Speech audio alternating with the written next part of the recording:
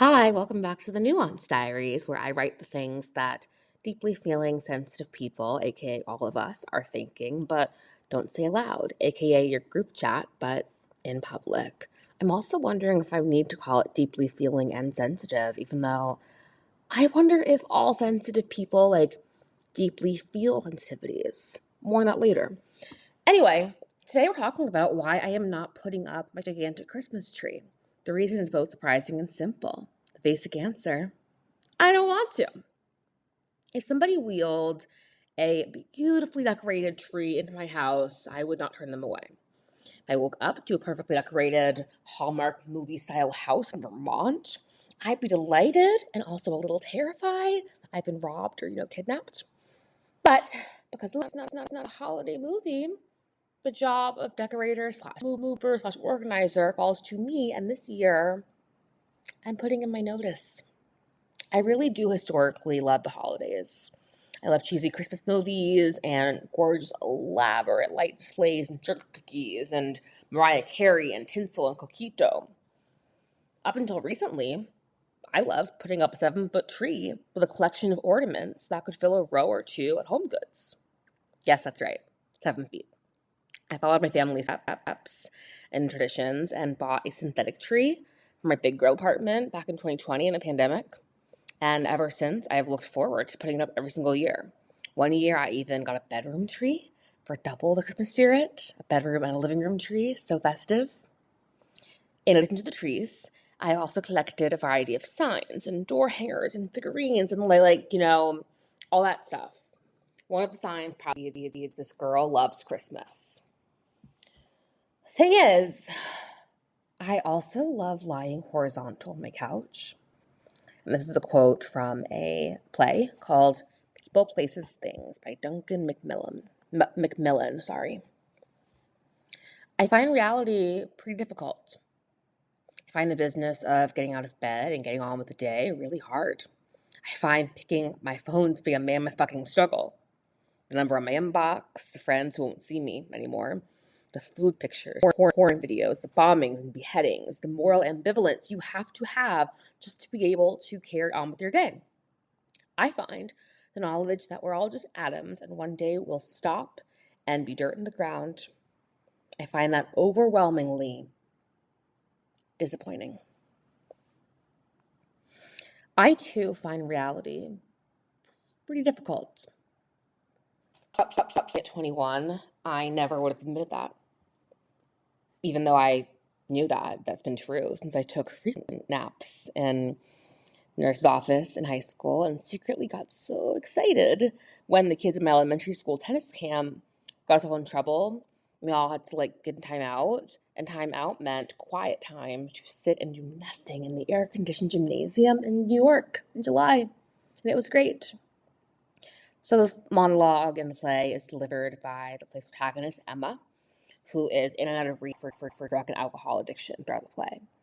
As a side note, not in the essay, just for you guys, I used to do this monologue for auditions, and I haven't read it out loud in years, and I just read it for the first time to you guys, and it's so funny how muscle memory kind of picks up how I say certain lines and just the cadence of things.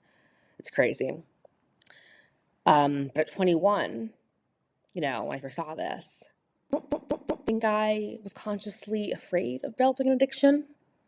But I also certainly never thought that it could happen to me.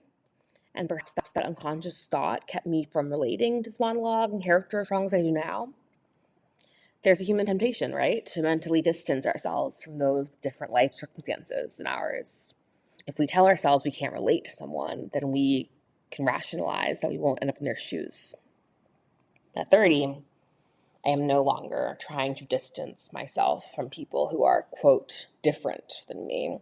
Because I am acutely aware that my life could have ended up a million different ways if just the slightest thing had gone a different way throughout the course of my life or anyone else in my family.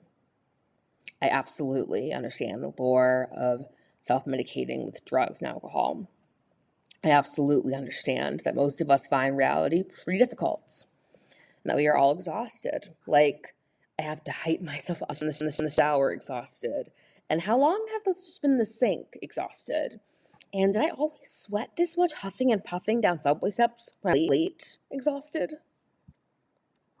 Maybe you're thinking, why is she making us listen to how tired she is? I'm tired too. We're all tired. Or maybe you're thinking, how tired can she be? Isn't she like 30? Or if you're thinking, damn, no wonder she can't find the energy to put up a Christmas tree. That is correct. And you are the winner. I'm too tired to put up my Christmas tree, and I have been feeling guilty about it for weeks. I usually put it up like November 1st, right after Halloween. I'm that kind of Christmas girl. Like, I really love Christmas. Well, the holiday season. Well, like, parts of the holiday season. And this year has been different.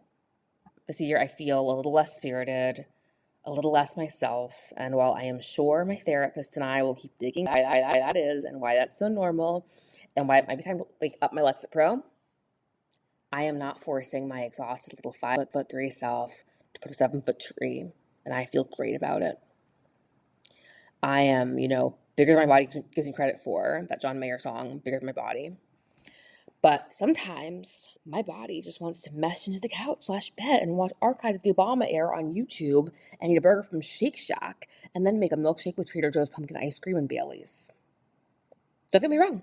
I'm still doing other festive things. I'm already going to do a holiday party. I'm going to a Seven Fishes feast this weekend, and I put together a very fun little makeshift holiday display in front of my TV and strung some lights that usually go on the tree of my bookshelf.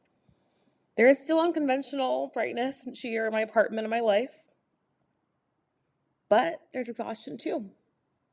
There is room for that under the non-existent tree too. What helped me consistent joy this year is helping others. I put together a Thanksgiving gift bag for an unhoused neighbor with some clothes, a warm blanket, pumpkin pie, some sorted toiletries, and a note on where they can receive more support. I donated maybe 8 bags of clothes and bedding and bags and winter wear, and there's definitely more to come. Being able to make a small impact in the lives of others, even when I'm feeling down on myself, is incredibly fulfilling and more important than ever. On that note, I end by mentioning that my heart has been with families who lost their homes to the LA wildfires this year. I can't believe that was this year.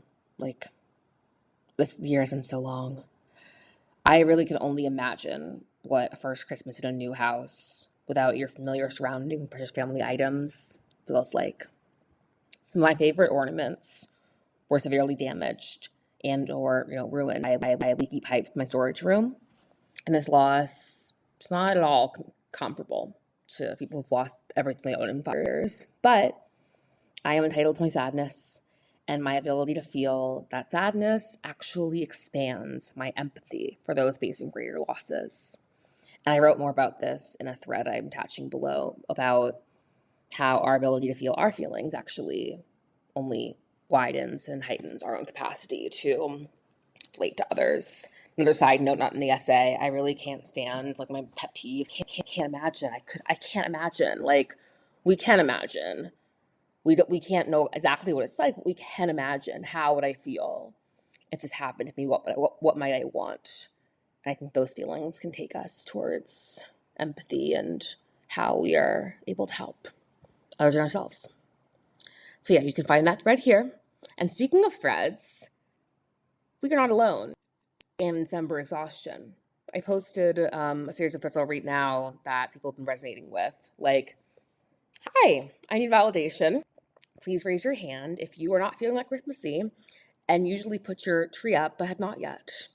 And my energy is usually mom who takes the Christmas tree and card photos in July. But this year I am giving overworked corporate sister who doesn't want to put up her tree and has lost the Christmas magic. And then my favorite. This is the best part of my day. I whisper getting into bed. Honestly, I had a great day. But I am deeply spiritually connected to the bed. The coziness is like no other. Also, some other reasons I know we are not alone. At 7:08 on December 3rd, which is yesterday, but I'm recording this, How to Not Lose My Shit was at peak popularity on Google at 7:08 a.m. And then just 12 hours later that same day, it was holiday burnout. And Elf on the Shelf is also growing in popularity, according to Google Analytics. And if this is you, my deep condolences and good luck to you with those terrorizing elves. It is okay if the holidays look different this year. It's okay if you skip certain traditions or start new ones. I was watching a show recently and it said every tradition needs a first. If things that used to excite you just don't spark as much joy this year. It's okay if the holidays feel like they are something to survive. And if you are listening to this, you are surviving, doing a great job at it. If you ever want a little extra solidarity or support, or just a laugh when it's all feeling absurd, I've got you covered. It's all survival kit. There's a preview and some more info inside. And I also linked another popular search, which is then gifts for adult kids. And I've got you covered there too with some gift ideas that are good for, honestly, adult kids, but also anyone hard to shop for. I think that parents have a hard time shopping with their adult children sometimes, but like there's just always those people where you're like, what do I get them? So it's good for that too. So I have links there for that and some curated recommendations. And I'm just thinking of you and sending you all the love, light, and I wrote in I can't like say this as a like say it off here, but in the essay I write with love, light, exhaustion, and chaos. So with love, light, exhaustion, and chaos, I will see you soon. Talk to you later. Hope you get some rest and are being so gentle and kind with yourself. And if for some reason you're not feeling exhausted and you're like, I don't know what you're talking about, then that's amazing. Please lend us all some energy. Okay. Talk to you later. Bye.